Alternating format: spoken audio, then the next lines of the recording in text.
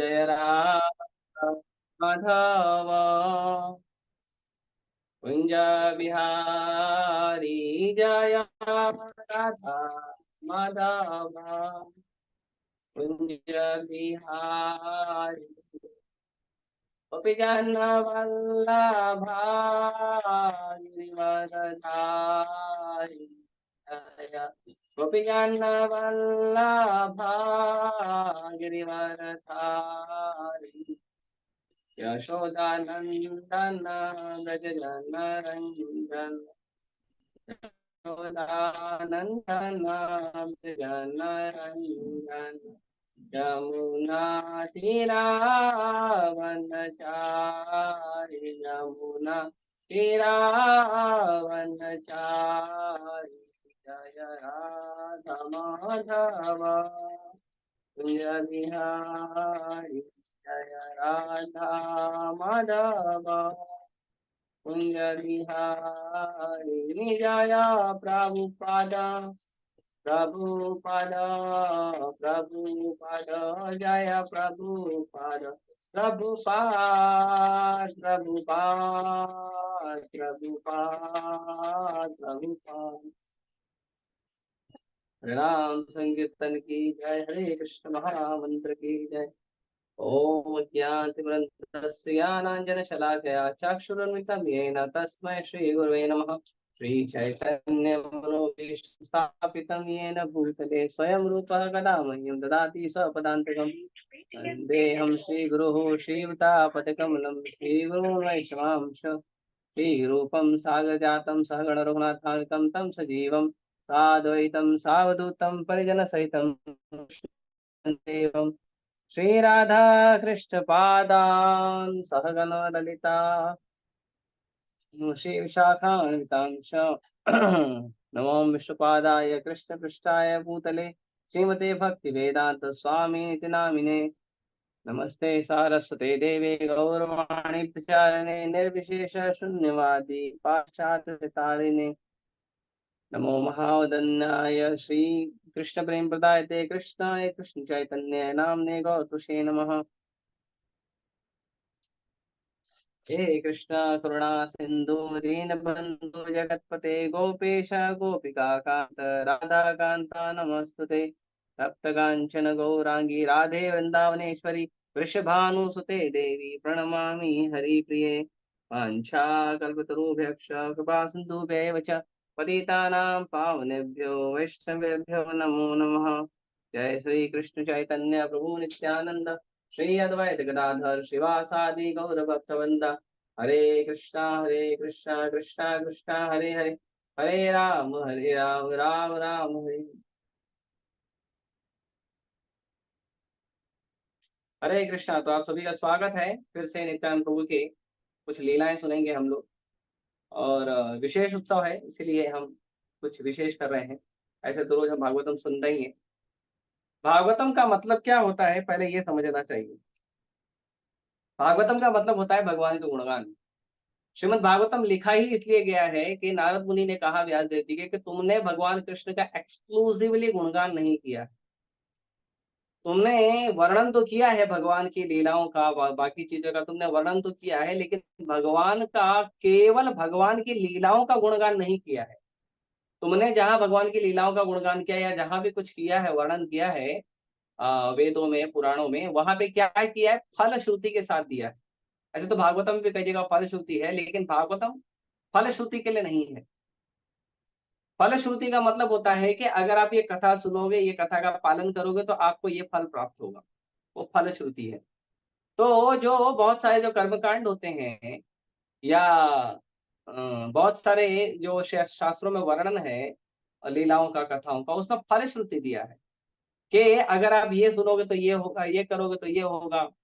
तो लोग जो हैं वो भगवान की भक्ति का आश्रय या शास्त्रों का आश्रय क्यों लेते हैं? वो लेते हैं क्यों?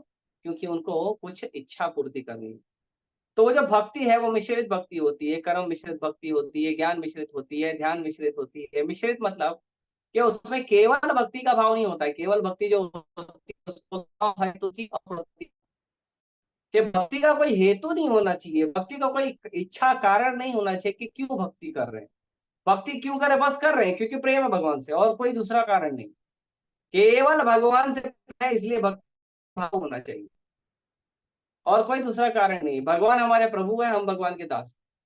लेकिन ये जो भागवतम के अलावा जितने भी शास्त्र हैं, उन शास्त्रों में क्या परेशानी है? उन शास्त्रों में ये परेशानी है कि जो भगवान की लीला है, कथा है, उसको सुनने और कहने का भी उसके अंदर फलश्रुति दिया है। जैसे भगवान की ही लीला है, भगवान विष्णु जी की ही लीला है सत्यनारायण कथा। लेकिन आप देखेंगे सत्यनारायण कथा में कदम कदम पे कदम कदम पे कदम कदम पे बार बार फलश्रुति बताया गया। इस कथा में ये हुआ, इस कथा में ये हुआ, इसके उसको वो मिला, इससे उसको वो मिला, इसने कथा सुना तो मिला, उसने कथा नहीं सुना तो मिला, इसने प्रसाद खाया तो मिला, प्रसाद नहीं खाया तो मिला। तो ये जो परेशानी है, जो चिंता का विषय है, वो क्यों परेशानी हो रही है? क्योंकि उसके अंदर श्रुति, फलश्रुति लिया गया है। और बाकी कई पुराणों में भी जो है भगवान कृष्ण की लीलाओं का गुणगान किया गया है, लेकिन उसमें फलश्रुति डाला गया है। उसमें क्या डाला गया है कि आप ये करो तो ये मिलेगा, ये करो तो ये मिलेगा। मतलब अगर मेरी इच्छा है, जैसे आप मार्केट जा रहे हो, आपको सब्जी का खरीदने का इच्छा है तो सब्जी की दुकान पे जाओगे, नहीं इच्छा है तो नहीं जाओगे दुकान पे। दूध खरीदने की इच्छा है तो दूध की दुकान पे जाओगे, नहीं है तो नहीं जाओगे, है ना? तो ये जो फलश्रुति का ये हो जाता है कि मेरे को ये पर्टिकुलर इच्छा नहीं है, तो फिर मैं क्यों भगवान की कथा सुनूं? जैसे कहीं है संतान प्राप्ति की इच्छा, तो अगर मुझे संतान प्राप्ति की इच्छा नहीं तो मैं क्यों कथा सुनूं? जैसे कहीं है कि हमको धन प्राप्ति की इच्छा, धन प्राप्ति की इच्छा तो सबको रहती, कोई मना करता नहीं। फिर भी अगर नहीं, हमको बराबर धन आ रहा है, हमको अलग से धन की जरूरत नहीं। कोई है बैराग बैरागी वाला, हमको धन क्या करना, लेके नहीं चाहिए, हमको भगवान की कथा नहीं सुननी। हाँ, तो इसके लिए भागवतम में वर्णन है भगवान की कथाओं का, तो बहुत सुंदर वर्णन है। जैसे भक्तिवर्धनम ग्रुप में आई थिंक कल या परसों एक क्या कहते हैं, बहुत सुंदर मैसेज डाला गया था कि भगवान की जो कथा है, एक छोटा सा वीडियो है, भगवान की जो कथा है, वो कथा को जो है हमको क्यों सुनना चाहिए, क्यों भक्ति करना चाहिए? क्योंकि भक्ति का कोई हेतु नहीं है, और भक्ति सबके लिए है। तो भागवतम में इसके लिए एक श्लोक कहा गया है। क्या भक्ति वाले वर्णन है? अकामो सर्व कामो वा मोक्ष कामा उदारदी तीव्रेण भक्ति योगिना येता पुरुषा परम। तो इसमें कहते हैं अकामो, अगर कोई व्यक्ति है जिसके हृदय में कोई इच्छा नहीं है, कोई भौतिक लालसा नहीं है कि मेरे को क्यों किसी चीज को प्राप्त करना है, कोई चीज को, किसी चीज को प्राप्ति की इच्छा ही नहीं है उसके हृदय में, तो अकामो, कोई काम ही नहीं है, कोई विचार ही नहीं है उसका। सर्व काम हुआ, और कोई ऐसा व्यक्ति है उसको सब कुछ चाहिए संसार में, ये भी चाहिए, ये भी चाहिए, ये भी चाहिए, ये भी चाहिए, सब चाहिए उसको संसार के। सर्व काम हुआ। और कुछ लोग हैं, एक तो है त्यागी, कुछ नहीं चाहिए, एक तो है भोगी, सब कुछ चाहिए, एक है न त्याग करना न भोग करना, केवल मोक्ष चाहिए। मोक्ष काम उदार दी, मोक्ष चाहिए। हाँ, तो अकाम हो सर्व काम हुआ, मोक्ष काम ही उदार दी। कुछ भी भावना हो, चाहे आपके पास बहुत सारे कामना हो, चाहे आपको कोई कामना हो, चाहे आपको मोक्ष की कामना हो, चाहे मोक्ष की कामना भी ना हो, लेकिन क्या करना चाहिए? अकामो सर्व कामो मोक्ष काम उदार दे तीव्रेणा भक्ति योगेना। कुछ भी आपकी परिस्थिति हो, आप इन सब में से किसी भी कैरेक्टर में फिट होते हो, आपको काम एक ही करना है। वो क्या करना है? तीव्रेण भक्ति योगेना, भक्ति योग का तीव्रता से पालन करिए। और किसका करना है भक्ति? तीव्रेण भक्ति योगेना यजेतः पुरुषः परम। तीव्रेण भक्ति योग्य करिए, भक्ति योग का पूरा पालन करिए। और किसका भक्ति करना है? तो परम पुरुष भगवान श्री कृष्ण का भक्ति करना है, और किसी का नहीं करना। इसके लिए भगवान भगवद गीता में एक पुरुषोत्तम नाम का अध्याय आता है, उसको पुरुषोत्तम अध्याय कहते हैं।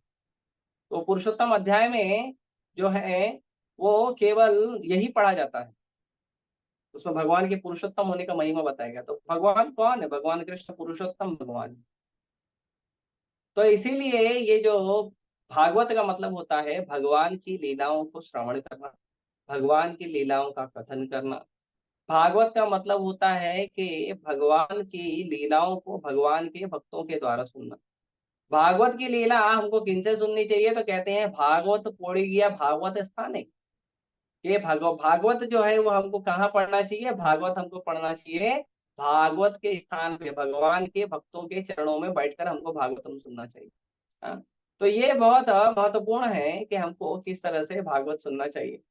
तो भगवान की जो भी लीलाएं हैं जहाँ भी वर्णन की गई है वो सारी लीलाएं भागवत होती है। तो नित्यानंद प्रभु के बारे में हम थोड़ा सा आज एक एक्स्ट्रा लीला चर्चा करेंगे। तो उसमें वर्णन आता है कि सबसे पहले नित्यानंद प्रभु कहाँ प्रकट हुए थे? तो नित्यानंद प्रभु प्रकट हुए थे एक चक्र धाम में। उसका एक चक्र नाम क्यों था उसका हम थोड़ा चर्चा करेंगे, ठीक है। लेकिन उसके पहले एक सुंदर सी जो है वो क्या कहते हैं उसको, वैष्णव गीत है, हम उसको पढ़ेंगे, ठीक है।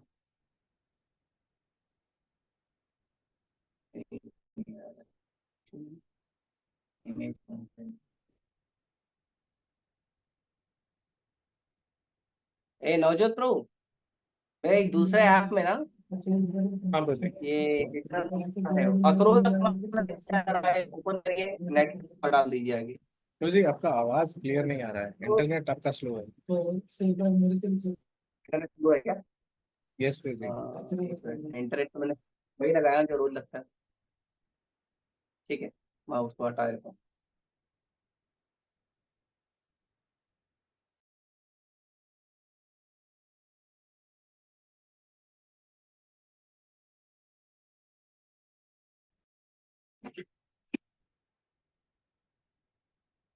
अभी आ गया होगा। Is it now clear? मुझे अभी भी थोड़ा ब्लरीनेस है, बट समवॉट। तो बहुत नित्यानंद प्रभु के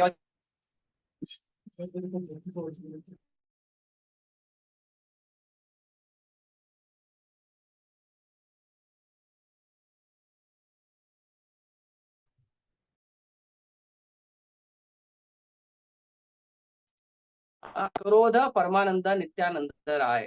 तो कहते हैं कि नित्यानंद प्रभु कैसे हैं? अक्रोध, वो क्रोध नहीं करते हैं। हालांकि नित्यानंद प्रभु बलराम जी हैं, और बलराम जी शेयर करिए स्क्रीन पे नवजोत प्रभु। नित्यानंद प्रभु बलराम जी हैं, और जो बलराम जी हैं वो क्या करते हैं? वो क्रोध नहीं करते हैं। हालांकि अगर आप देखेंगे लक्ष्मण जी के लीला में या बलराम जी के लीला में, तो उन्होंने बहुत क्रोध किया है। बलराम जी की लीला में तो वो पूरा का पूरा दिल्ली डुबाने जा रहे थे, हस्तिनापुर। हरे हाँ, कृष्णा। हाँ बोलिए। तो जी कौन सा भजन बोला? अक्रोध परमानंद नित्यानंद राय। तो बलराम जी तो पूरा का पूरा हस्तिनापुर डुबाने जा रहे थे, उसको उठा के। आज भी देखेंगे ना, दिल्ली थोड़ा टेढ़ा है। क्यों टेढ़ा पता है? नित्यानंद भगवान बलराम ने उसको हल से खींच कर यमुना में डुबाने जा रहे हैं। तो इतने शक्तिशाली हैं बलराम जी, लक्ष्मण जी या नित्यानंद प्रभु। लेकिन ये चैतन्य महाप्रभु की लीला में भगवान नित्यानंद प्रभु बिल्कुल क्रोध नहीं करते हैं। देखो आ गया, चलिए ऊपर। हाँ, हिंदी में नहीं है क्या? ठीक है, कोई बात नहीं। बड़ा करो, बड़ा करो, बड़ा करो, बड़ा करो, और बड़ा करो, और बड़ा करो, और बड़ा करो, और करो, और करो। हाँ, तो यहाँ पे इसको नीचे करो थोड़ा, फर्स्ट वाला दिखा दो। हाँ, तो इसमें आए अक्रोध परमानंद नित्यानंद राय, अभिमान शून्य निताय नगरे बेदाय। तो जो नित्यानंद प्रभु हैं वो कैसे हैं? अक्रोध। अक्रोध मतलब क्रोध नहीं करते हैं। और कैसे हैं? अभिमान शून्य। जैसे चैतन्य महाप्रभु कहते हैं कि भगवान की जो भक्ति है उसको कैसे करना चाहिए? प्रणादपि सुनीचेना तरोरपि सहिष्णुना अमानिन मानते न कीर्तनीय सदा हरि। तो ये भगवान की जो भक्ति है, ये भगवान की भक्ति ऐसे की जाती है कि हमको कैसा रहना चाहिए? हमको अ, क्या कहते हैं, अ, बड़ा ही नम्र रहना चाहिए, और नम्र होकर भक्ति करना चाहिए। तो अगर हम नम्र होकर भक्ति करेंगे तो क्या होगा कि नम्र होकर हमारे भक्ति करने से हमें भक्ति मिलेगा। तो उसका जो साक्षात उदाहरण है वो नित्यानंद प्रभु खुद करके दिखाए हैं। तो नित्यानंद प्रभु कैसे हैं? तो नित्यानंद प्रभु जो हैं वो अभिमान शून्य है, उनके अंदर बिल्कुल भी अहंकार नहीं है। हाँ, और क्या करते हैं? नगर है बेड़ा है, और नित्यानंद प्रभु बहुत सारी जगह जगह घूमते हैं। हाँ, वो तो आगे इसका वर्णन है कि अधम पतित जीवे द्वारे द्वारे गिया। तो अधम और पतित तो जो जीव हैं वो उनके द्वार द्वार पे जाते थे। तो नित्यानंद प्रभु और हरिदास ठाकुर इनका पहला प्रीचिंग पार्टी बना था, कि पहले ये लोग प्रचार शुरू किए थे। तो चैतन्य महाप्रभु के आदेश पर नित्यानंद प्रभु और हरदास ठाकुर जाते थे और द्वार द्वार जाते थे, द्वार द्वार जगह जगह जाके और लोगों को रिक्वेस्ट करते थे, प्लीज हरे कृष्णा बोलिए, प्लीज गौर हरि बोलिए। हाँ, और क्या बोलते थे, हरि नाम महामंत्र दीछे न बिलाइया। तो वो कहते थे कि कृपया आप हरे कृष्ण महामंत्र जो है उसको जप करिए, उसका फ्री डिस्ट्रीब्यूशन करते थे। भगवान की भक्ति, भगवान का नाम, भगवान की कथा का फ्री डिस्ट्रीब्यूशन होना चाहिए, उसका पैसा नहीं लेना चाहिए। किसी व्यक्ति ने अगर अपने मन से कोई दक्षिणा दिया है तो अच्छी बात है। हालांकि जब कोई साधु आता है, कथा करता है, तो दक्षिणा देने का नियम है, लेकिन फिर भी हमको लोगों के ऊपर छोड़ना चाहिए, रेट लिस्ट नहीं लगाना चाहिए कि इतना पैसा दोगे तो ही कथा करूंगी, ये गलत बात है। तो हरिनाम महामंत्र देते हैं। तो जो अधम अधम जो बहुत ज्यादा पतित लोग हैं, जो बहुत ज्यादा अधम लोग हैं, उन लोगों का क्या करते थे, उन लोगों को जाके बोलते थे। और कैसे बोलते थे, जा रे देख तारे कह दंते तृणाधौरी। जहां भी देखते थे क्या करते थे, उनको रिक्वेस्ट करते थे कि उनके अपने दांत के अंदर, वो रिक्वेस्ट करते थे अपने दांत के अंदर घास रख के रिक्वेस्ट करते थे। और क्या बोलते थे, हमारे किनिया कहो बोलो गौर हरि। वो कहते थे कि मेरा रिक्वेस्ट है कि आप प्लीज प्लीज प्लीज मुझे अ, गौर हरि बोलकर मुझे खरीद लीजिए, मैं आपका दास बनने को तैयार हूँ, मैं आपका जिंदगी भर सेवक बनने को तैयार हूं, अगर आप एक बार गौर हरि बोलोगे। अभी नित्यानंद प्रभु बलराम जी हैं, लेकिन वो बोलते हैं कि मैं दांत के अंदर घास रख के बोलते हैं कि मैं आपका जिंदगी भर सेवक बनने को तैयार हूं, एक बार हरे कृष्ण महामंत्र बोल दीजिए, एक बार गौर हरि बोल दीजिए। हाँ, आगे कहते हैं, ए तो बोली नित्यानंदा भूमि गड़ी जाए। ऐसा कहते ही नित्यानंद प्रभु जो है, सामने वाला सोचता है कि करूं क्या नहीं करूं, उतने में नित्यानंद प्रभु क्या करते थे, सीधे जमीन पे दंडवत प्रणाम कर देते थे। और कैसे करते थे, तो लगता ऐसा था, सोनारा पर्वत जैनो धूलाते लौटाए, कि जो सोने का जो पर्वत है नित्यानंद प्रभु का, जो तप्त कांचन शरीर है, वो धूल में गिर जाता था। ऐसा लगता था जो सोने का पर्वत है, 7 फुट के नित्यानंद प्रभु जो है वो धरती पे गिर जाते थे, और लोगों का चरण पकड़ के बोलते थे कि कृपया कृपया क्या करिए, हरे कृष्ण महामंत्र बोलिए, एक बार गौर हरि बोलिए। तो लोचन दास ठाकुर, ठीक है हटा दीजिए, लोचन दास ठाकुर कहते हैं, हेनु अवतारे जा रति न जन्मी लो। तो लोचन दास ठाकुर कहते हैं कि और इस अवतार का यदि कोई व्यक्ति, उनकी इस अवतार, ये तो गौर निताई है, ये गौर निताई अवतार के प्रति यदि कोई व्यक्ति की रुचि नहीं उत्पन्न हुई, तो वो कहते हैं, लोचन बोले से पापी ये लार गे लो।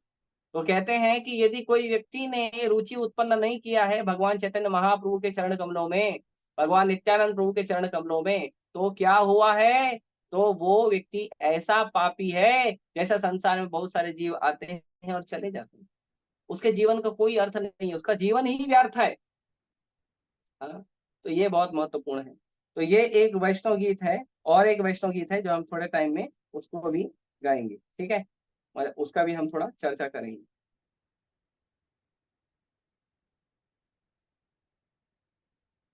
तो एक मिनट।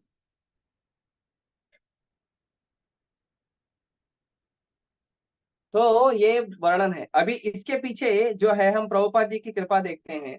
तो प्रभुपाद जी जब गए थे पाश्चात्य देशों में प्रचार करने के लिए, तो प्रभुपाद जी ने देखा कि ये लोग जो है ना, सबके सब जगह मदाई है, रोज दारू पीते हैं, रोज मांस खाते हैं, रोज स्त्री संग करते हैं, रोज जुआ सट्टा खेलते हैं, इनका उद्धार संभव नहीं है। चैतन्य जो गौड़ीय मठ है, प्रभुपाद जी गौड़ीय मठ से जुड़े थे शुरुआत में के दिनों में।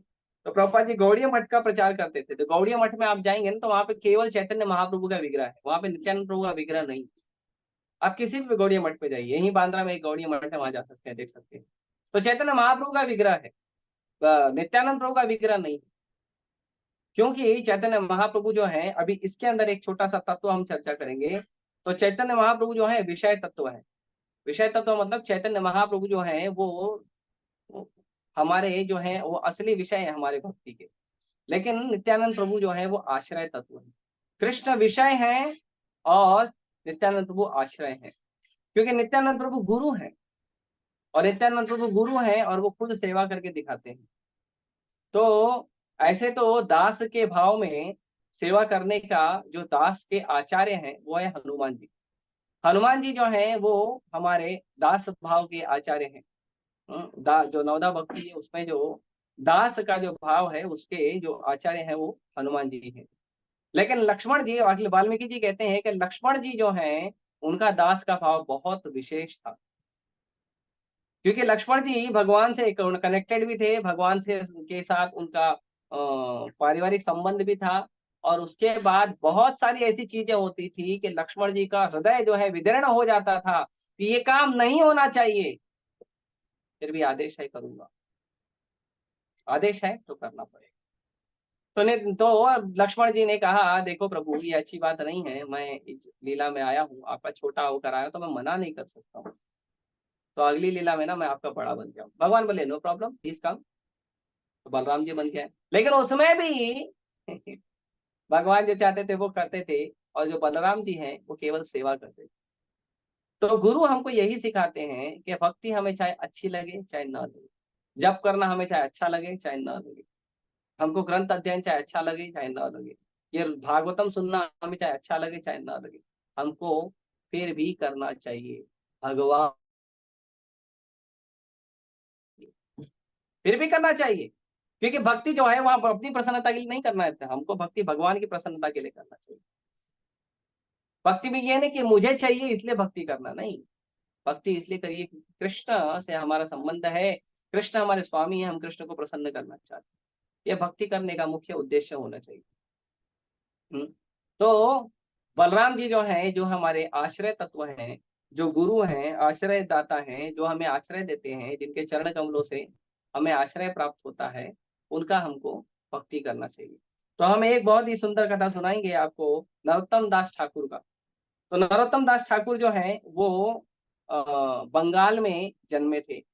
तो बंगाल में नरोत्तम दास ठाकुर और उनके पिताजी और उनके चाचा जी, दो लोगों का बहुत बड़े जमींदार थे, नरोत्तम दास ठाकुर के पिताजी और उनके चाचा जी। तो नरोत्तम दास ठाकुर के पिताजी और चाचा जी थे गोवर्धन मजूमदार और हिरण्य मजूमदार।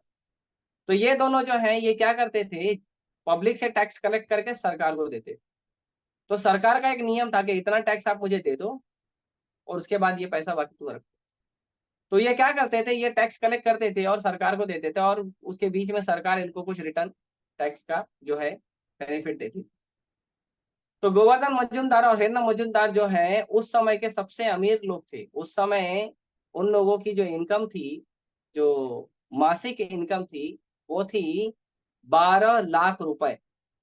अभी के समय करोड़ों अरबों में जाएगी। 12 लाख रुपए थी उस समय, और वो दोनों बहुत अमीर थे। और उनमें नरोत्तम दास ठाकुर जो थे उनके इकलौते वारिस थे, उनके इकलौते जो उत्तराधिकारी। तो नरोत्तम दास ठाकुर जो है वो भगवान की भक्ति करते थे। नरोत्तम दास ठाकुर जो है हरिदास ठाकुर का उन्होंने संग प्राप्त किया था। और हरिदास ठाकुर जो है हर समय चैतन्य महाप्रभु और नित्यानंद प्रभु का जो गुणानुवाद करते रहते थे, उनका कीर्तन, उनका गुण वर्णन करते रहते थे। तो जो नरोत्तम दास ठाकुर है उनको रुचि उत्पन्न हो गई चैतन्य महाप्रभु के चरण कमलों में भक्ति प्राप्त करने की। और यहाँ तक कि चैतन्य महाप्रभु ने जो पद्मा नदी है, पद्मा नदी में नरोत्तम दास ठाकुर के लिए कृष्ण प्रेम रख कर गए थे पद्मा नदी के पास। तो इसका बहुत विशद वर्णन है, हम उतना डिटेल में नहीं जाएंगे।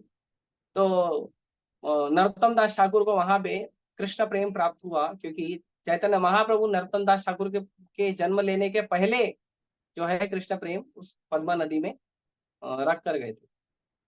तो नरोत्तम दास ठाकुर जो है वो भगवान का भक्ति करते थे, लेकिन नरोत्तम दास ठाकुर जो है वो बार बार क्या करते थे, वो भाग जाते थे कि भाई मुझे भगवान का भक्ति करना है। हम्म, भगवान का भक्ति करना है, भगवान का भक्ति करके आगे बढ़ना है। तो नरोत्तम दास ठाकुर जो है वो अम, नित्यानंद प्रभु के बहुत प्रिय भक्त हुए हैं। तो उन्होंने एक बहुत सुंदर भजन लिखा है। वो कहते हैं, निताई पद कमला कोटि चंद्र सुशीतल, जे छाया जगत जुड़ाए। तो कहते हैं कि जो नित्यानंद प्रभु का जो चरण कमल है वो कैसा है, कोटि चंद्र सुशीतल। कि जब पूर्णिमा आती है तो पूर्णिमा में क्या होता है कि एक पूर्णिमा में पूरे धरती पे जो है वो शीतलता छा जाती है, क्योंकि चंद्रमा की जो छाया है उस पर शीतलता होती है। तो वो शीतलता की वजह से क्या होता है कि पूरा धरती के ऊपर बहुत शीतल रोशनी आने लगती है। तो ये तो एक चंद्रमा की बात हो गई, लेकिन क्या कहते हैं कोटि चंद्र सुशीतल, बहुत सारे जो हैं वो चंद्रमा अगर एक साथ इकट्ठा हो जाए तो कितना हमें जो शीतलता होगी वो नित्यानंद प्रभु के चरण कमल में है। और कहते हैं जे छाया है जगत जुड़ाए, जिसकी छाया में पूरे संसार को आनंद प्राप्त होता है। आगे कहते हैं हेनो निताई बिना भाई राधा कृष्ण पाइते नहीं, दृढ़ करी धरो निताई पाए। वो कहते हैं कि नित्यानंद प्रभु के चरण कमलों के बिना राधा कृष्ण के चरण कमलों की सेवा नहीं हो सकती। और इसीलिए वो कहते हैं कि हमें नित्यानंद प्रभु के चरण कमलों को दृढ़ता से पकड़ लेना चाहिए। आगे कहते हैं से संबंध नहीं जार वृथा जन्म गेलो तार, से पशु बड़ो दुराचार। कि जो नित्यानंद प्रभु वो चैतन्य महाप्रभु से जिन्होंने संबंध अभी तक स्थापित नहीं किया है उनसे निवेदन है कर लीजिए। क्यों? क्योंकि उसका जन्म जो है व्यर्थ हो गया है अगर वो जन्म लेके नित्यानंद प्रभु और चैतन्य महाप्रभु के चरण कमलों में उसने नहीं प्राप्त किया है। क्या नहीं प्राप्त किया है? रति उनके संबंध उनके चरण कमलों में नहीं प्राप्त किया है। तो कहते हैं वो पशु जो है वो बड़ा दुराचारी पशु है जो नित्यानंद प्रभु के चरण कमलों में संबंध नहीं बनाया है। आगे कहते हैं निताई ना बोलो मुखे मझिलो संसार सुखे, विद्या कुले की कौरिबो और।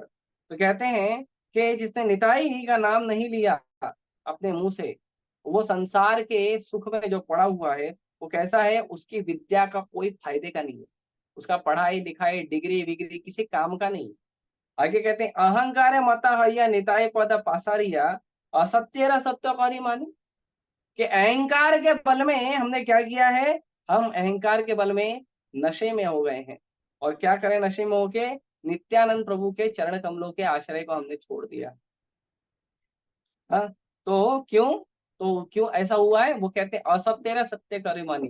संसार के असत्य चीजों को हमने सत्य मानने का प्रयास किया है। संसार की चीजें असत्य है और हमने उसको सत्य मानने का प्रयास किया है। और जो नित्यानंद प्रभु जो सत्य है उनको हमने असत्य स्वीकार किया है। हाँ? आगे कहते हैं निताई एरा करुणा हवे ब्रजे राधा कृष्ण पावे। नित्यानंद चरण प्रभु की अगर हमारे पास कृपा होगी तो हमें ब्रज धाम में क्या मिलेंगे, हमें राधा कृष्ण प्राप्त होंगे। धारो निताई चरण दुखानी। तो वो कहते हैं कि राधा कृष्ण के अगर हमको सेवा चाहिए, राधा कृष्ण का हमको आश्रय चाहिए, तो नित्यानंद प्रभु का चरण कमल पकड़िए, उनके दोनों चरण कमलों को धारण करिए। आगे कहते हैं निताई एरा चरण सत्य, तहारा सेवक नित्य। नित्यानंद प्रभु के ही चरण केवल सत्य हैं और उसी का मैं केवल हमेशा का हमेशा सेवक हूँ। हाँ, निताई पद सदा करो आश्रय। कहते हैं नित्यानंद प्रभु के चरण कमलों का हमेशा हमें आश्रय लेना चाहिए। नरोत्तम बोरो दुखी निताई मोरो करो सुखी। नरोत्तम दास ठाकुर कहते हैं कि मैं तो बड़ा दुखी हूँ, भक्ति नहीं कर पा रहा हूँ, हे नित्यानंद प्रभु आप मुझे सुखी करिए। राखो रंगा चरण रपास। वो कहते हैं कि अपने इस दास को अपने चरण के पास रखिए। तो नरोत्तम दास ठाकुर जो है वो नित्यानंद प्रभु के बड़े प्रियतम भक्त थे और उन्होंने बहुत नित्यानंद प्रभु से ज्ञान प्राप्त किया था। तो बहुत ही निकटतम पार्षद थे नित्यानंद प्रभु के नरोत्तम दास ठाकुर। तो हम कह रहे थे कि किस तरह से नित्यानंद प्रभु इस्कॉन में आए। तो गौड़िया मठ में अगर आप जाएंगे तो वहां पे आपको केवल चैतन्य महाप्रभु मिलेंगे। तो जब प्रभुपाद जी विदेश में गए तो प्रभुपाद जी ने देखा कि ये सारे के सारे जगाई मधाई इनका उद्धार कौन करेगा। तो जगाई मधाई का उद्धार करने के लिए एक ही पर्सनालिटी है जो सबसे पावरफुल है और वो है भगवान नित्यानंद प्रभु। तो भगवान नित्यानंद प्रभु को उन्होंने स्थापित करने का विचार किया। लेकिन प्रभुपाद जी ने सोचा कि गौड़ीय मठ की ही परंपरा को आगे बढ़ाना चाहिए। लेकिन गौड़ीय मठ की परंपरा में क्या है, हर रोज 64 माला जप करने का नियम।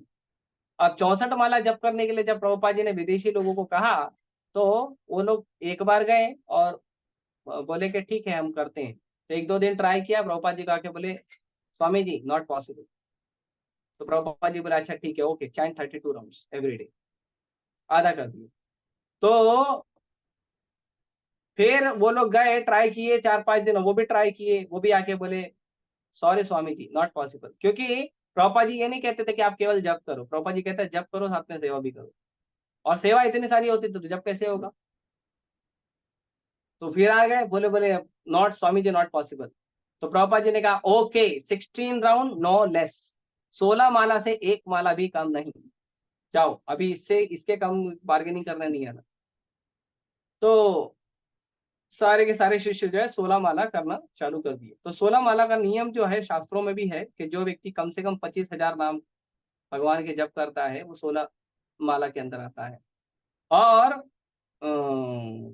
लेकिन जो प्रभुपाद जी थे, प्रभुपाद जी ने कहा कि जो चैतन्य महाप्रभु हैं वो चैतन्य महाप्रभु क्या है, चैतन्य महाप्रभु जो क्या कहते हैं, किसी भी घर में जो आदमी लखपति नहीं है उसके हाथ से पानी नहीं पीते। तो लखपति का मतलब क्या है, पैसे वाला? बोले नहीं, लखपति का मतलब होता है कि वो व्यक्ति जो कम से कम 1 लाख नाम जप करता है, मतलब कम से कम हर रोज 64 माला जप करता है। तो प्रभुपाद जी बोले कि चैतन्य महाप्रभु कृपा तो करने आए हैं, लेकिन ये लोग चैतन्य महाप्रभु की कृपा करने लेने के लिए ये लोग रेडी नहीं। तो क्या करना चाहिए? तो बोले नित्यानंद प्रभु को बुलाना चाहिए। तो इसीलिए चैतन्य महाप्रभु के साथ नित्यानंद प्रभु को स्थापित करने का जो विचार है वो प्रभुपाद जी का था।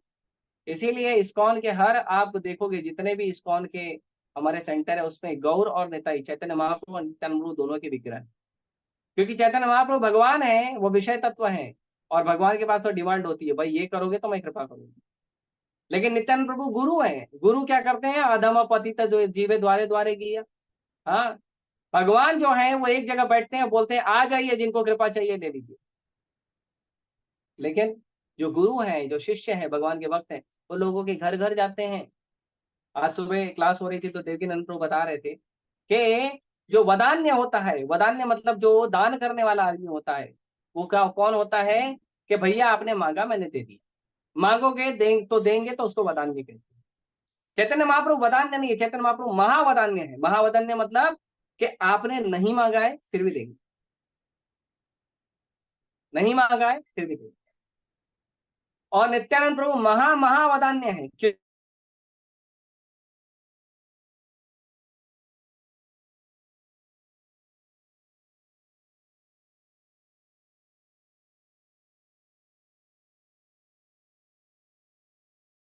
Don't don't. तो इसीलिए नित्यानंद प्रभु जो है वो महावदान्य है, क्योंकि गुरु है ना। संसार में जो आचार्य प्रकट होते हैं, गुरु प्रकट होते हैं, वो क्यों प्रकट होते हैं? वो प्रकट होते हैं लोगों को भगवान की भक्ति ढूंढ ढूंढ कर देने के लिए। और यह काम जो है नित्यानंद प्रभु करते हैं, ये गुरु तत्व करते हैं। तो नित्यानंद प्रभु जो है वो इस तरह से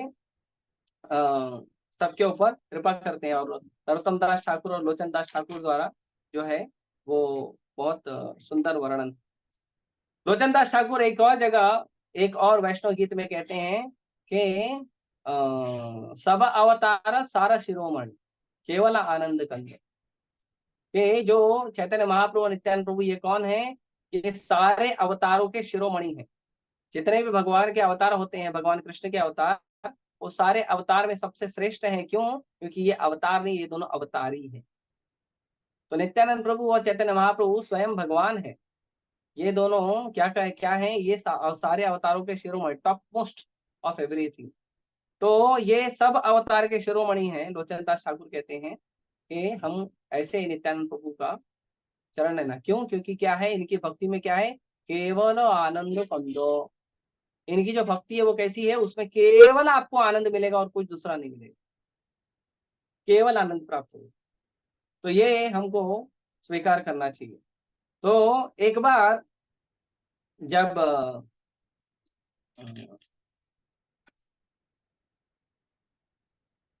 एक बार जब कुरुक्षेत्र का युद्ध हो रहा था, तो कुरुक्षेत्र के युद्ध में एक छोटी सी लीला है कि कुरुक्षेत्र के युद्ध में एक बार दुर्योधन जो है बड़ा क्रोधित हो गया। और दुर्योधन जो है वो देख रहा था कि भीष्म पितामह लड़ाई तो कर रहे हैं, लेकिन भीष्म पितामह शायद मन से लड़ाई नहीं कर रहे, क्योंकि भीष्म पितामह को पांडवों से बहुत ज्यादा स्नेह था, बहुत प्रेम था। दुर्योधन से उतना प्रेम नहीं करते, लेकिन पांडवों से बहुत प्रेम करते थे। दुर्योधन के साथ क्यों सेवा करते थे, दुर्योधन के साथ क्यों ये करते थे? क्योंकि उन्होंने प्रण लिया था कि मैं आजीवन जो है ये जो कुरु वंश है इसकी रक्षा करूंगा। और कुरु वंश के उस समय राजा थे कौन? धृतराष्ट्र, तो इसीलिए उनका वो आदेश पालन करते थे। तो लेकिन दुर्योधन बोला कि आप हमारी पार्टी में हो कि आप ठीक से लड़ाई नहीं कर रहे हो, क्योंकि अगर आप लड़ाई करोगे युद्ध एक दिन में समाप्त हो जाएगा, तो आप लड़ाई कर नहीं रहे हो। पांचों के पांडव जो है वो अभी तक जीवित है और सारे के सारे कौरव मारे जा रहे हैं। हाँ? तो ये अच्छी बात नहीं। तो भीष्म पितामह को उन्होंने दोष लगाया कि तुम जो है पांडवों से ज्यादा स्नेह करते हो, इसीलिए ऐसा कर रहे हो, और तुम युद्ध के नियम के अनुसार युद्ध नहीं कर रहे हो, क्षत्रिय धर्म के अनुसार युद्ध नहीं कर रहे हो। तो भीष्म पितामह को अच्छा नहीं लगा, क्षत्रिय को ललकार दिया। तो भीष्म पितामह ने कहा ठीक है, ये 5 बाण और 5 पांडव, फिनिश। 5 बाण मैं आज रखा हूं, ये 5 बाण कल 5 पांडवों का वध करेंगे, ठीक है। दुर्योधन खुश हो गया, लेकिन दुर्योधन बोला नहीं, मेरे को आप पे भरोसा नहीं। आप 5 पांडवों से स्नेह करते हो, वो मांगने आएंगे, आप दे दोगे, आप ये पांचों बाण मुझे दे। विष्णु पिता बोले नो प्रॉब्लम, रख लो, सुबह देते ना मेरे को रिटर्न। तो दुर्योधन लेके गया।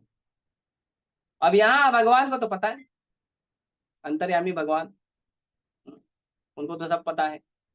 ईश्वर सर्वभूतानां हृदयेषु अर्जुन तिष्ठति, तो सब पता है। तो उन्होंने क्या किया, भगवान ने भगवान ने अर्जुन को बोला, अर्जुन तुमने एक बार दुर्योधन का रक्षा किया था। दुर्योधन को एक बार यक्ष उठा ले गए थे, यक्ष और गंधर्व उठा ले गए, और कोई नहीं छुड़ा पाया। कर्ण नहीं छुड़ा पाया, विकर्ण नहीं छुड़ा पाया, अश्वत्थामा नहीं छुड़ा पाया, कोई छुड़ा नहीं पाया। और जो जाता था वो लोग तुरंत तैयार होते थे, आओ लड़ाई करो। अब गंधर्वों से कौन लड़ाई करेगा, तो नहीं कर सकते थे। लेकिन भीम और अर्जुन जो थे वो बहुत शक्तिशाली थे और उनका सम्मान करते थे, गंधर्व देवता उनका सम्मान करते। तो भीम और अर्जुन गए, तो देवताओं ने, गंधर्वों ने उनको ऐसे ही छोड़ दिया। तो दुर्योधन खुश हो गया कि आपने मेरा आज जान बचाया है, आप कभी भी कुछ मेरे से मांगो मैं दे दूंगा। तो अर्जुन बोला यार मेरा अभी इच्छा नहीं है मांगने का, भी मूड भी नहीं है उतना, मैं एक काम करूंगा जब जरूरत पड़ेगा तब मांग लूंगा। तो भगवान ने अर्जुन को याद दिलाया कि दुर्योधन ने तुमको एक वचन दिया था उसके प्राणों की रक्षा करने के कारण। बोले हाँ, क्या वचन था। बोले जो आप कुछ मांग लो, बोले थे ठीक है। बोले अभी जाओ दुर्योधन के पास, जाओ दुर्योधन के पास 5 भीष्म पितामह जी के बाण दिए गए, वो पांचों बाण वापस थे। दुर्योधन के पास चले गए अर्जुन 5 बाण लेने के। जब गए तो दुर्योधन को उन्होंने बोला, तो दुर्योधन हालांकि शाम संध्या होने के बाद युद्ध नहीं होता था, तो एक दूसरे का सत्कार करते थे, प्रेम करते थे। तो दुर्योधन बोला आओ अर्जुन आओ, बताओ क्या चाहिए आपको, आपको पूरा हस्तिनापुर का राज चाहिए, मैं अभी दे देता हूँ। तो अर्जुन बोला नहीं नहीं, वो तो हमें लड़के ही ले लेंगे, उसकी दिक्कत नहीं है, मेरे को वो 5 बाण दे दो जो भीष्म पितामह जी ने आपको दिया है। तो दुर्योधन हैरान हो गया, अरे इसको कैसे पता चला। तो दुर्योधन जो है वो हालांकि उनको दे तो दिया अर्जुन को, लेकिन वो बहुत दुखी हो गया और तुरंत दौड़ के गया भीष्म पितामह जी के पास। और भीष्म पितामह को कहा ये अच्छी बात नहीं है, आपने पांडवों को क्यों बताया। तो भीष्म पितामह ने कहा कि मेरे द्वारपालों से पूछ लो, मैं द्वार के बाहर गया ही नहीं। बोले फिर अर्जुन को कैसे पता चला। तो भीष्म पितामह जी ने कहा कि वो जो अर्जुन के सखा है ना, कृष्णा, वो पूर्ण पुरुषोत्तम भगवान है। तो उस दिन दुर्योधन ने कृष्ण कथा सुनी थी भीष्म पितामह से, बैठ के रात भर कृष्ण कथा हुई थी। लेकिन दुर्योधन बोला ये अच्छी बात नहीं है, युद्ध तो होगा, युद्ध में जीतना तो है, तो क्या किया जाए। अभी तो आपका तो जो प्रण था 5 बाण से 5 पांडवों को मारने का, वो तो वेस्ट हो गया। तो भीष्म पितामह ने कहा ठीक है कोई बात नहीं, अगर वो 5 बाण नहीं लेके भी गए हैं तो भी कल मैं ऐसा भयंकर युद्ध करूंगा, या तो अर्जुन मरेगा या तो कृष्ण को अर्जुन की रक्षा के लिए शस्त्र उठाने पड़ेंगे। कृष्ण ने मेरा वचन तोड़ा है तो कृष्ण को भी वचन तोड़ना पड़ेगा। अब भक्त वत्सल भगवान, भगवान को कुछ फर्क नहीं पड़ता, भगवान का नाम खराब कुछ फर्क नहीं पड़ता, भगवान भक्तों के नाम की रक्षा कर। तो दूसरे दिन युद्ध चालू हुआ और भीष्म पितामह ये फिरोशियस एकदम बहुत भयंकर युद्ध करने लगे और मारने लगे, अर्जुन को बाण मारने लगे, भगवान को बाण मारने लगे, भगवान का कवच फाड़ दिया और बहुत भयंकर युद्ध करने लगे। अर्जुन को समझ में नहीं आ रहा था इतना क्रोध में क्यों है भीष्म पितामह। तो भगवान बोले अर्जुन समाप्ति का समय आ गया है, बी रेडी, तुम लड़ाई ठीक से कर नहीं रहे हो और भीष्म पितामह आज तुमको समाप्त कर देंगे। लेकिन अर्जुन समझ नहीं पा रहा था, अभी दादा का स्नेह है, परदादा का स्नेह है, तो क्या करे। लेकिन भगवान ने क्या किया, भगवान जो है वो देखे कि जब अर्जुन से सहन नहीं हो रहा है, तो भगवान कूद गए अपने रथ से और उन्होंने क्या किया, एक टूटे हुए रथ का पहिया उठा लिया और दौड़े भीष्म पितामह की ओर। हालांकि वो शस्त्र नहीं था, वो तो एक रथ का पहिया था, वो शस्त्र नहीं था। लेकिन वो जो रथ का पहिया है वो शस्त्र, उसको अभी भगवान के हाथ में तो घास का टुकड़ा भी आ जाए तो वो भी शस्त्र है। तो भीष्म पितामह जी देखे कि भगवान ने अब रथ का पहिया उठा लिया, तो भीष्म पितामह दोनों बाण और धनुष रख दिए, बोले आओ प्रभु कुमार, यही तो चाहिए मुझे। तो अर्जुन जो है वो दौड़ के गया, भगवान का चरण पकड़ लिया, बोला भगवान मैं लड़ाई करूंगा, आप कृपया करके पहिया फेंक दीजिए, मैं लड़ाई करूंगा। तो जब अग्रीमेंट हो गया तो भगवान ने क्या किया, उस रथ के पहिए को उठा के बंगाल की तरफ फेंक दिया। तो बंगाल की तरफ वो चक्र जहां जाके गिरा, रथ का पहिया जहां पे जाके गिरा, उसका नाम पड़ा एक चक्र धाम। और यही एक चक्र धाम में नित्यानंद प्रभु प्रकट हुए। तो ये उसके नाम का जो है, एक चक्र धाम का जो है वर्णन है कि कैसे एक चक्र धाम उनका पड़ा। तो इस तरह से बहुत सुंदर जो है वर्णन है। और एक बार जो है पानीहाटी में जो नित्यानंद प्रभु बहुत सुंदर लीला कर रहे थे, तो वहां पे नरोत्तम दास ठाकुर और कई कई लोग थे, नित्यानंद प्रभु थे। तो नित्यानंद प्रभु जो हैं वहां पे बैठे थे और नित्यानंद प्रभु का सेवा किया जा रहा था। तो गौरीदास पंडित जो हैं वो नित्यानंद प्रभु के जो है सेवा कर रहे थे। तो वहां पे जो नित्यानंद प्रभु हैं, नित्यानंद प्रभु को कदम्ब का माला पहनना था। तो नित्यानंद प्रभु ने कहा जाओ मेरे लिए कदम का माला ले आओ। तो उस समय जो था वो क्या कहते हैं, सीजन नहीं था कदम के पेड़ का, कदम के फूल का। हमारे मंदिर में है कदम के फूल, बड़े बड़े गोल गोल रहते हैं। तो कदम के फूल का सीजन नहीं था, लेकिन फिर भी उनको कदम का माला पहनना था। तो उन्होंने अपने एक भक्त को कहा जाइए ले आइए। तो वो भक्त गए, वो बोले नित्यानंद प्रभु कदम का तो फूल नहीं मिलेगा ना, सीजन नहीं है। नित्यानंद प्रभु बोले जाओ आपके जो नर्सरी है, जो आपका जहाँ पे प्लांटेशन आपने किया है, पौधे लगाए हैं, वहां जाकर देखिए। तो जब वहां पे वो गए तो उन्होंने देखा कि नींबू के पेड़ में कदम के फूल आ गए। वो बड़े खुश हो गए। अब जो भगवान पूरी सृष्टि करते हैं, पूरी सृष्टि को बनाए, वो तो भगवान कुछ भी कर सकते हैं। तो फिर उन्होंने क्या किया, वो कदम के फूलों को लिया और नित्यानंद प्रभु को कदम की माला बना के। तो ये एक और लीला है। एक लीला और आई थी कि मालिनी देवी, मालिनी देवी जो है, जो शिवास ठाकुर के घर में थी, शिवास ठाकुर की पत्नी। तो मालिनी देवी जो है, वो मालिनी देवी क्या करती थी, वो भगवान के लिए घी रखा था उन्होंने।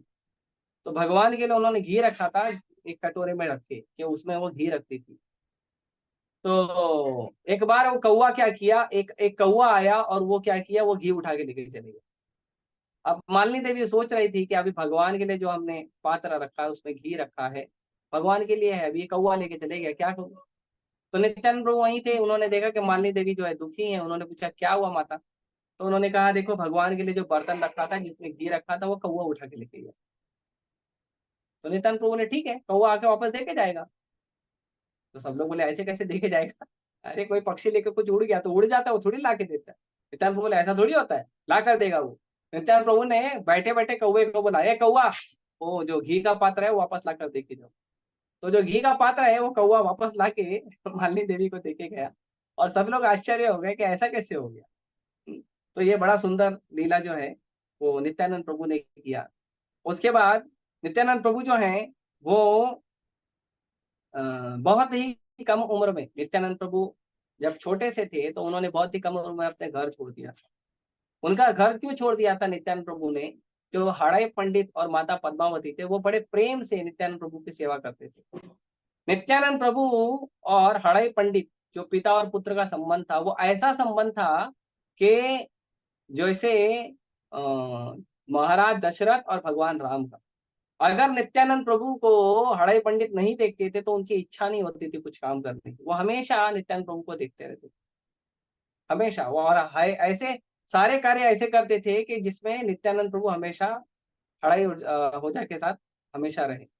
लेकिन क्या हुआ कि एक बार जो अ, एक सन्यासी आए थे अ, अ, हड़ाई ओझा के घर पे।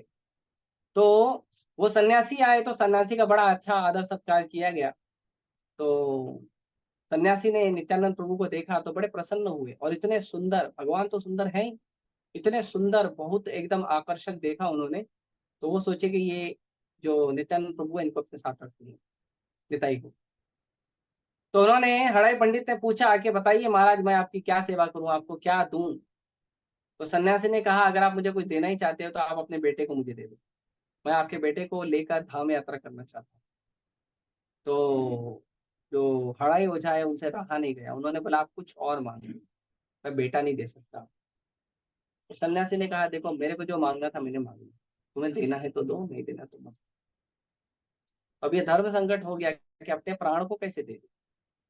लेकिन पहले के लोग ऐसे दानी होते थे कि जो मांग लिया ना वो दे देते, दुखी नहीं होते थे। कितना भी बड़ा महान से महान दुख है वो सह लेते थे, लेकिन दे देते। तो जो हड़ाई ओझा है उन्होंने क्या किया, नित्यानंद प्रभु को उनको दे दिया, और नित्यानंद प्रभु उनके साथ चले गए धाम भ्रमण करने के लिए। लेकिन जो हड़ाई ओझा है वो नित्यानंद प्रभु के विरह में रह नहीं पाए, और फिर कुछ दिनों के बाद उन्होंने अपना शरीर त्याग किया। तो जो नित्यानंद प्रभु हैं वो बहुत ही क्या कहते हैं, बहुत ही अ, हड़ाई ओझा के बहुत ही प्रिय पुत्र थे। लेकिन उन्होंने सन्यासी को अपने पुत्र को दान कर दिया। तो इस तरह से जो नित्यानंद प्रभु है वो निकल गए धाम भ्रमण करने के लिए। नित्यानंद प्रभु प्रकट तो पहले ही हो गए थे, गुरु पहले ही प्रकट हो गए थे, लेकिन जब तक चैतन्य महाप्रभु प्रकट नहीं हुए थे तब तक तो उन्होंने क्या कहते हैं, प्रचार शुरू नहीं किया। फिर जब चैतन्य महाप्रभु प्रकट हुए और सब लोग शांतिपुर आके मिले, तो शांतिपुर में आके मिले, और फिर वहां पे बड़ा सुंदर लीला है कि चैतन्य महाप्रभु जो है नित्यानंद प्रभु को देखते हैं, नित्यानंद प्रभु चैतन्य महाप्रभु को देखते हैं, दोनों एक दूसरे को देखते हैं, और दोनों जो भगवान हैं, दोनों जो कृष्ण बलराम हैं, दोनों निताई और गौर हैं, वो दोनों एक दूसरे को देखकर एकदम प्रेम विवल हो जाते हैं, और वहां पे बड़ा सुंदर लीला होता है। तो वो देखेंगे कभी, और अगर चर्चा करने का हमें समय मिला तो हम करेंगे।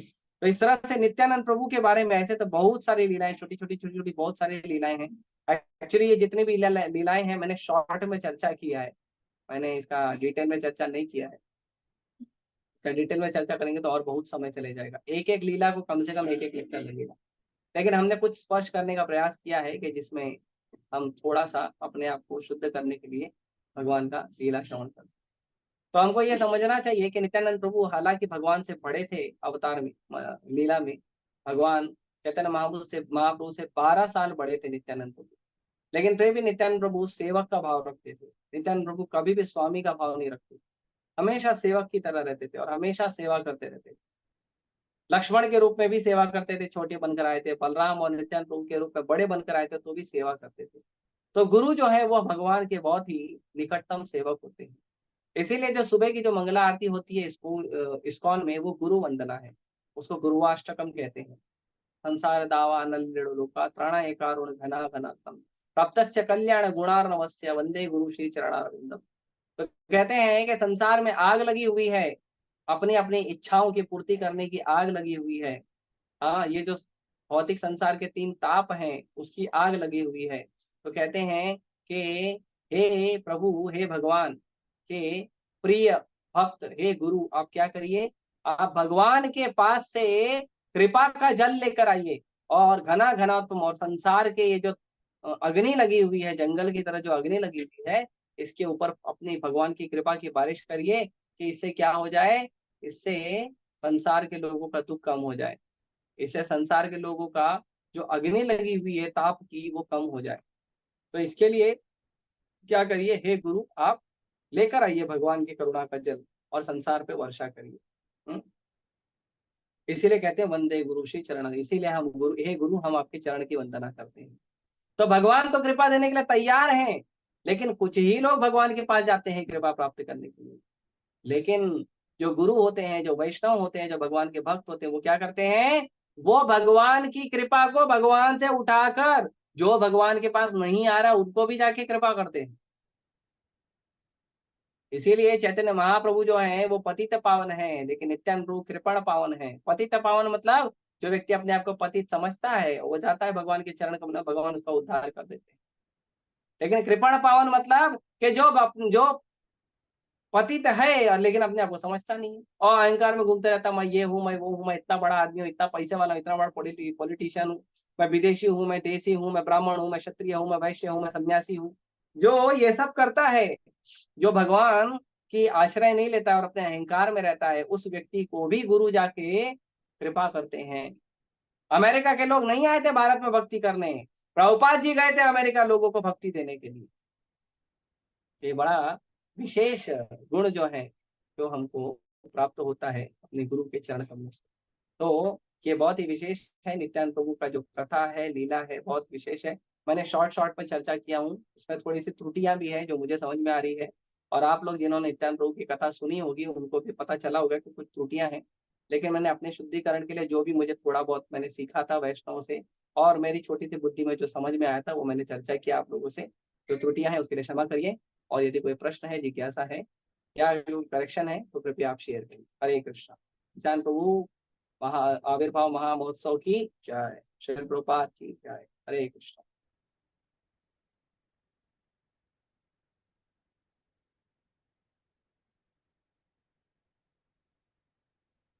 किसी को कुछ पूछना है, कोई भक्त को?